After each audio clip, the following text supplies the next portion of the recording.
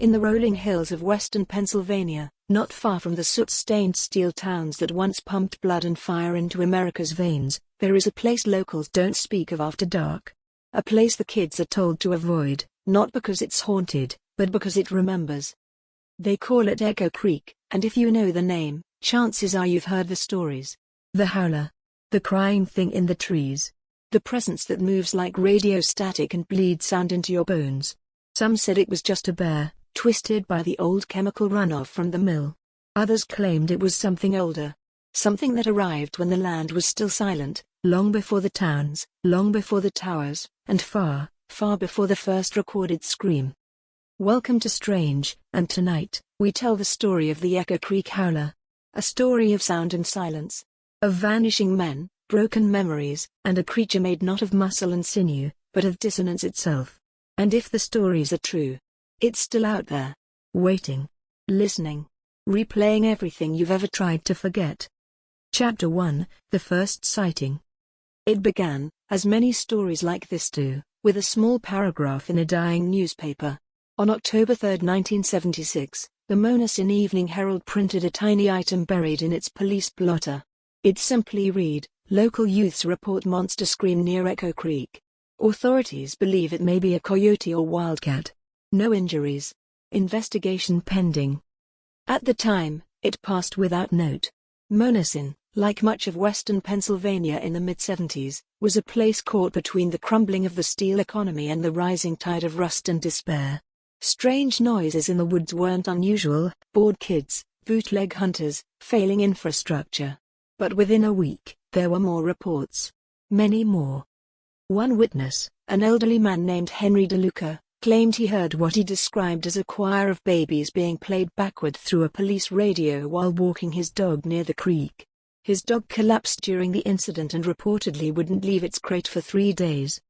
Another woman said her kitchen window exploded inward the moment she heard what she assumed was a train whistle, except there were no trains running that night. Her ears bled. Her clocks stopped. And always, the stories came back to the same stretch of forested ravine, just past the old Shady Knoll Cemetery, near the place where the steel mill dumped its waste runoff for decades. The police investigated. Briefly. A few patrols. A chalked-up deer carcass. But they found nothing they could arrest, and so they left. Chapter 2, The Myers Encounter. What changed everything was October 14, the night Marilyn Myers, a widowed schoolteacher, and her 2 sons were driving home from a PTA meeting. It was late, after 10 p.m., and Echo Creek Road was one of the few shortcuts still passable that time of year. Marilyn later told paranormal investigator Nolan Ragsdale that the thing stepped into the road as if it owned it. She described it as tall, too tall, and shaped wrong. Its legs bent the wrong way. Its mouth. God, its mouth hung like it was trying to fall off its own face. Her son Danny, just 9 at the time, said it looked like a shadow with teeth and hair, and that when it turned toward them, the air in the car got thick, like trying to breathe in honey. Then it screamed. They said it didn't sound like an animal. Not even like something alive. It was a sound that came in layers, like sheet metal tearing over a dial-up modem, with something low and human pulsing underneath. Marilyn swerved and drove straight into a drainage ditch. Her boys were okay, though they wouldn't speak above a whisper for 2 days. After the incident, all 3 suffered symptoms that doctors couldn't explain. Ringing ears. Unexplained bruises. Sudden nosebleeds. Marilyn herself developed a speech slur that faded in and out over the next year, as if her mouth occasionally forgot how to move. The howler, she said, hadn't screamed at them. It had spoken. Chapter 3, The Sound as Entity. What made the Echo Creek Howler different from the Mothman, or Bigfoot, or any other cryptid carved into the lore of the 70s, was that it didn't seem to be an animal at all. There were no tracks. No hair samples. No claw marks. Just sound, and its aftermath. Local audiologist Dr. Lal Genrick, who had once consulted on early military sonar projects, began researching the phenomenon after his niece suffered a seizure near Echo Creek. He published a small series of white papers suggesting that the creature may not be biological, but something entirely different, a phenomenon made of resonance. In his unpublished manuscript, The Negative Harmony Hypothesis, Genrick wrote, "It doesn't emit noise. It unlocks it. like a file being opened inside your own skull. Its presence seems tied to frequency and memory. It is not a predator of flesh, but of forgotten sound. Generick disappeared in the summer of 1982. His car was found parked half a mile from Echo Creek. The last page of his journal, later recovered by Ragsdale, reads simply, "I heard it breathing through the rust." Chapter 4, The Tape That Heard Back. In 1979, an 18-year-old named Richie Casimir claimed he'd captured the howler on a cassette tape while trying to record birdsong for a school project. What came out of the tape was something else entirely. The recording, passed around as an underground curiosity, was said to contain overlapping voices, some speaking languages no one recognized, others whispering the names of people in the room listening. Casimir played the tape for two classmates. One vomited. The other went temporarily blind. The tape was lost in a garage fire in 1985. Or so they say. But in 2003, an anonymous archivist known only as Dr. Heatseeker released a digitized fragment online. The 37-second clip is unsettling. Beneath layers of static and what sounds like feedback, there's something else. A child's voice, repeating the word mama. And something behind it, a sound that doesn't just come at you. It seems to come from inside you. No one has ever successfully analyzed it. And every known copy has eventually gone offline without explanation. Chapter 5, The Man Who Vanished. To understand just how deeply the Echo Creek Howler infiltrated the fear of a community, and how thoroughly it destroyed one man's life, you have to know about Nolan Ragsdale. He wasn't a hack. He wasn't some basement-dwelling weirdo with a Polaroid and too much weed. Ragsdale was, by all accounts, a methodical and passionate researcher.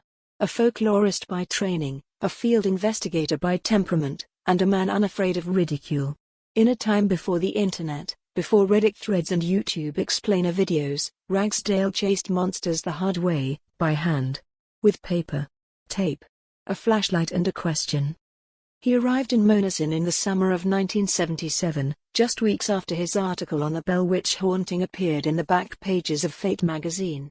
When he heard about the Echo Creek incident from a friend at a public library in McKeesport, he knew this was something different. Not a haunting, not an animal, but an entirely new form of encounter. Something he would later describe as a non-corporeal predator, a consciousness that mimics biology through sound. Ragsdale didn't just collect stories. He embedded. For nearly 6 years, he rented a room at the Broadmoor Motel outside Charleroi, living off freelance pay and what little money he made giving lectures at Rotary clubs and night schools. He interviewed dozens of residents, teachers, cops, mill workers, kids. He walked Echo Creek Road more than 100 times. Slept in the woods. Installed crude sound recording equipment, mics wired into cassette decks, hidden in hollowed tree trunks and rusted storm drains. He was serious. And then, sometime in June of 1983, Ragsdale made a breakthrough. His final field journal entries, those recovered from his rented room after his disappearance, read like a man at the edge of revelation. One page reads: "The sound is not consistent. It varies based on who is listening. I played the same 12-second clip to 3 witnesses. Each described different content. This is not an environmental phenomenon. It is psychological. It reads you." Another, scrawled in jagged penmanship. "It isn't trying to hurt anyone. Not the way we think. It's trying to write itself into us. Like a virus of memory." And the last, unfinished, left mid-sentence. "I saw it tonight. Not in the trees.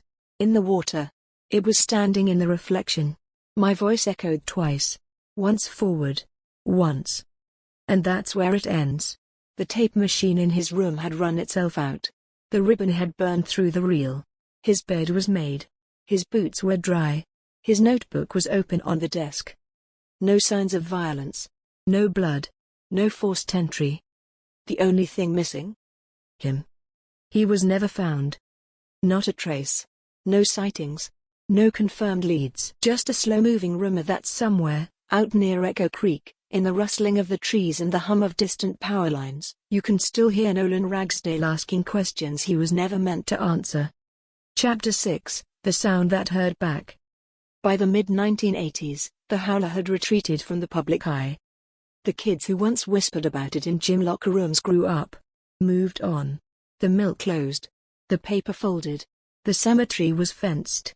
Echo Creek became, as so many haunted places do, a location of folklore, not fear. And yet, in the private margins of strAInge America, it remained. Because something lingered in the recordings. Something that should not have been there. The howler was not a creature in the traditional sense. It left no footprints. No claw marks. It did not kill with teeth. Its medium was vibration. It spoke in broken harmonics and fricatives. It lived in modulated grief. And it responded. A phenomenon began circulating among those few researchers who dared continue Ragsdale's work. Those who attempted to play recovered audio clips, some claimed to be fragments of Casimir's legendary lost cassette, described something impossible: personalization. One man, a Vietnam veteran named Harris Lindley, played a digitized version of the clip at a symposium in New Mexico. He claimed that amid the shrieking static and reverse whispers, he heard his mother's voice, his dead mother's voice, calling his name in the tone she used when he was a boy. Another listener, audio technician Veronica Kranz, claimed that when she enhanced a segment at high frequency, she began hearing Morse code patterns. They translated, according to her, into a string of numbers that matched her social security number. Still another, an audio engineer known online only as G-Rack, described a sustained vibration within the howler's sound that disrupted Bluetooth signals in his house. His lights flickered. His voice assistant activated. It played the sound backward, unprompted. All these events are anecdotal. But they share something in common. None of them could be replicated. The audio files deleted themselves. Devices glitched. Recordings would not play twice the same way. Experts in digital forensics found no obvious corruption, just a self-erasing modulation signature, a phrase that means nothing.